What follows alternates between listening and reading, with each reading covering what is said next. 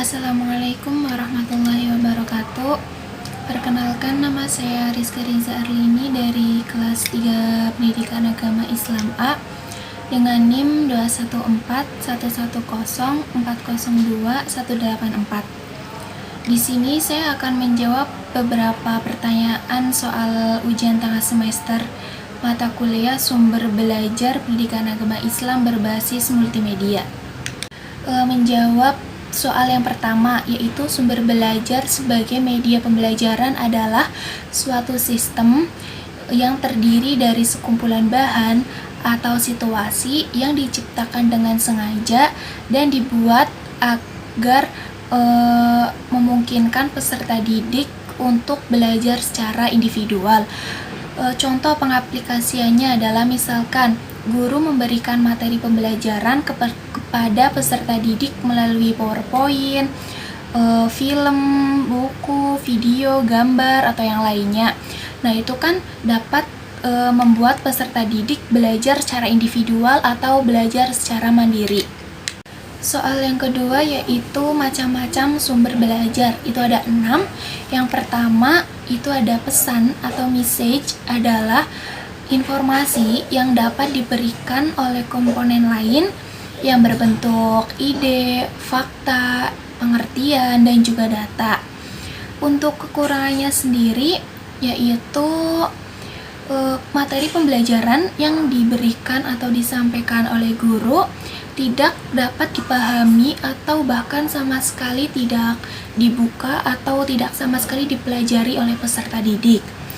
Untuk kelebihannya yaitu memudahkan guru dalam menyampaikan atau memberikan materi pembelajaran kepada peserta didik.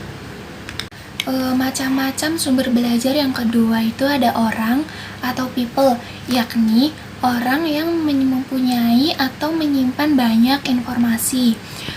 Untuk kekurangannya membuat peserta didik menjadi cepat bosan dan kurang efektif dalam penyampaiannya ketika terlalu banyak audiens.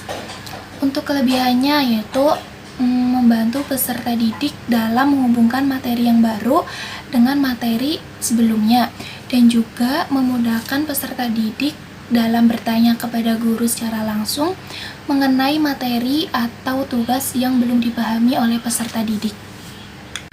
Macam-macam sumber belajar yang ketiga yakni ada bahan atau material, adalah sesuatu yang biasa disebut dengan software dan mengandung pesan, misalnya seperti film, gambar, dan lain-lain sebagainya.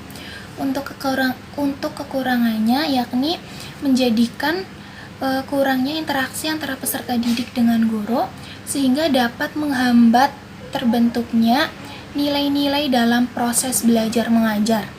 Untuk kelebihannya yakni menumbuhkan rasa semangat belajar peserta didik karena pembelajarannya sudah menarik atau sudah lebih menarik.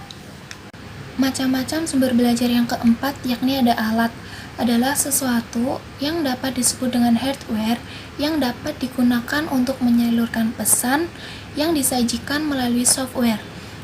Contohnya seperti papan tulis, HP, komputer, dan lain-lain sebagainya. Untuk kekurangannya yakni dikhawatirkan akan timbulnya sifat pasif peserta didik dalam kegiatan belajar mengajar. Untuk kelebihannya sendiri yakni materi yang disampaikan oleh guru dapat berupa gambar, film, suara, sehingga pembelajaran di kelas akan terkesan lebih menarik. Macam-macam sumber belajar yang kelima yakni ada teknik, adalah prosedur yang disiapkan dalam penggunaan bahan pembelajaran. Untuk kekurangannya yakni siswa akan merasa takut apabila guru tidak menciptakan suasana belajar yang menyenangkan. Kelebihannya sendiri yakni dengan penggunaan teknik tanya jawab dapat membangkitkan minat dan rasa ingin tahu peserta didik terhadap materi pembelajaran yang akan dibahas. Macam-macam sumber belajar yang terakhir atau yang keenam yaitu ada lingkungan, adalah situasi yang ada di sekitar kita dan di mana banyak pesan dan informasi yang akan disalurkan. Kekurangannya terkadang menjadi salah satu sasaran karena peserta didik lebih berkesan sedang bermain-main. Untuk kelebihannya sendiri, dapat mengoptimalkan proses dan hasil pembelajaran karena peserta didik dapat melihat secara langsung kebenarannya. Menjawab soal yang nomor 3, yaitu cara menentukan sumber belajar yang tepat. Menurut saya ada 3 cara atau langkah dalam menentukan sumber belajar yang tepat. Yang pertama yaitu sumber belajar dapat memotivasi peserta didik dalam belajar. Yang kedua, sumber belajar itu bersifat praktis. Dalam artian, sumber belajar itu harus mudah digunakan atau sumber belajar itu tidak membingungkan. Yang ketiga, sumber belajar untuk tujuan pengajaran. Maksudnya, sumber belajar ini mendukung proses belajar mengajar yang akan dilaksanakan. Sekian dari saya. Apabila ada kesalahan, saya minta maaf. Terima kasih. Wassalamualaikum warahmatullahi wabarakatuh.